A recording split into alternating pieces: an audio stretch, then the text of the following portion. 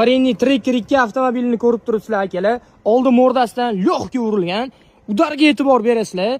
Oldi krlomiz pachoq, faraz sinib ketgan, radiatorlari, oldi shvellerlari, ekranlari kirib ketgan. Xullas, udar faqat mana shu joyda o'zida qolgan akalar. Kapotga ham ozginagina beribdi.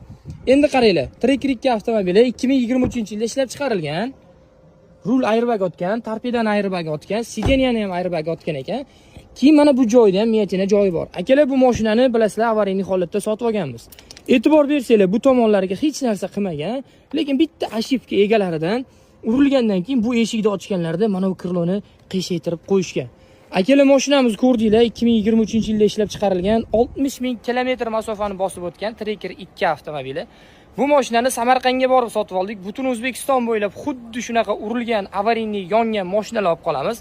Pastda telefon nomerlar qoldiramiz, bemalol aloqaga chiqaverasizlar.